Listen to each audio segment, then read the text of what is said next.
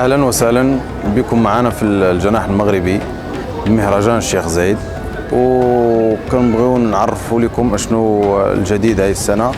فهاي السنة جدا متميزة، عندنا المنتوجات مغربية جديدة جايبينها من المغرب، مثل الفخار، مثل الفضة، البراد، مثل المنتوجات المغربية، مواد التجميل. عندنا كذلك المواد الغذائية المغربية، عندنا الآملو اللي كنحضروه داخل الجناح المغربي فريش، عندنا جميع المأكولات المغربية الشعبية، وكذلك عندنا القفطان المغربي، عندنا الجلابة، عندنا اللباس الرجالي التقليدي، كذلك عندنا الموسيقى المغربية والفولكلور المغربي، ويقدموا يعني الفرقة الموسيقية تقدم جميع الأنواع والفولكلورات المغربية.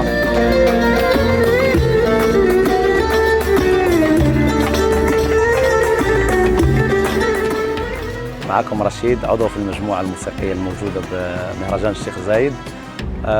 هقربكم شوية من الموسيقى المغربية المتوفرة عندنا. بالنسبة نحن كفرقة موسيقية يعني كنخدموا على بزاف ديال أنواع ديال الموسيقى، من بينها الدقة المراكشية، عبيدة الرماء، الموروث الثقافي المراكشي، وكنديروا يعني بعض الفقرات من الطرب المغربي وفقرات أندلسية.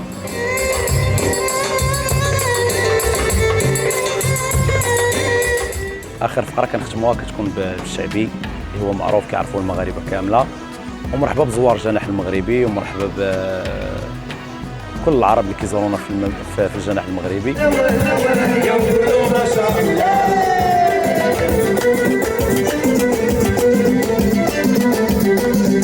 معكم عصام أورود من المغرب. نحن في الجناح المغربي، عضو في الفرقة الموسيقية مجموعة نزاهة بدولة الإمارات.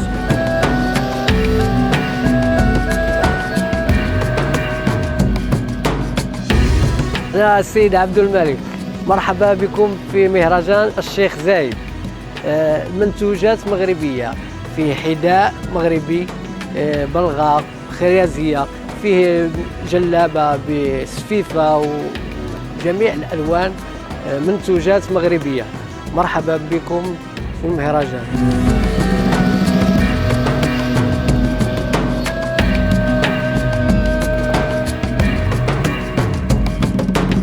ثم الحين الجوا جديد معنا بالمطعم المغربي، وموجود عندنا الفطاير المغربية، المسمن، الحرشة، البطبوط، البغرير. هذول كلهم فطاير بنقدمها مع نكهات مختلفة. موجود عندنا كذلك الشاي المغربي، والشاي المغربي كنقدموه بجميع النكهات مثل الفليو، اللويزة، بالشيبة، بالنعناع، بالأعشاب المغربية.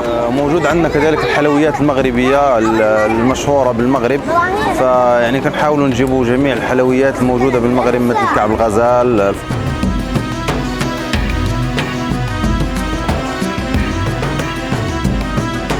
اسمي محمد، موجودين في مهرجان الشيخ زايد.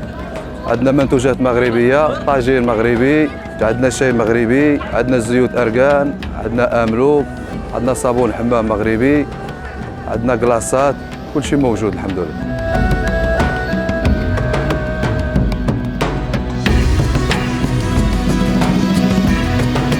معكم أم يارا مغربية للمنتوجات المغربية. احنا حاليا بالمهرجان الشيخ زايد الوتبة بالجناح المغربي.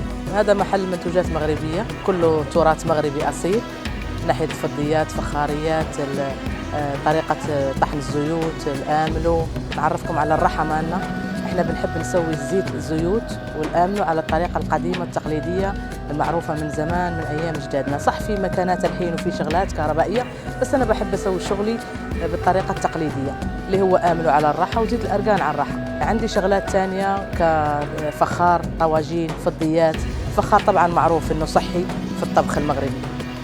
الناس بتسوي الطاجين، بتسوي الطنجية للحم، المنقل تبع الفخار كمان. أما الفضيات ما في بيت مغربي ما في طاجين وفضيات. إبريق، الشاي المغربي، الكاسات، الشغلات لازم احنا معروفين بها في المغرب تكون عندنا. لهذا جبنا التراث ديالنا باش نعرف فيه في الدولة الكريمة اللي هي بلدنا الثاني، الإمارات العربية المتحدة. وبفضل شيوخها وناسها الكرماء ما شاء الله تواجدنا في هذه البلاد ونشرنا التراث ديالنا للناس وتعرفوا على المنتوجات ديالنا اكثر. ما شاء الله صايره الناس الحين كلها تحب شاي مغربي، تحب طاجين مغربي، تحب املو، تحب منتوجات مغربيه.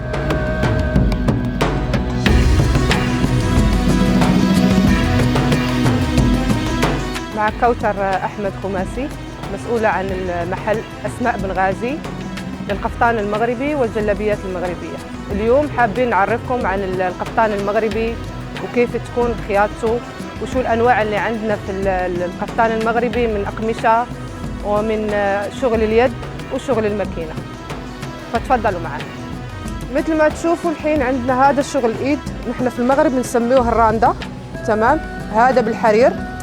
وعندنا شغل المعلم اللي يجيك نفس هيك القيطان والصم الحر وطبعا مع الخرز مثل ما تشوفوا.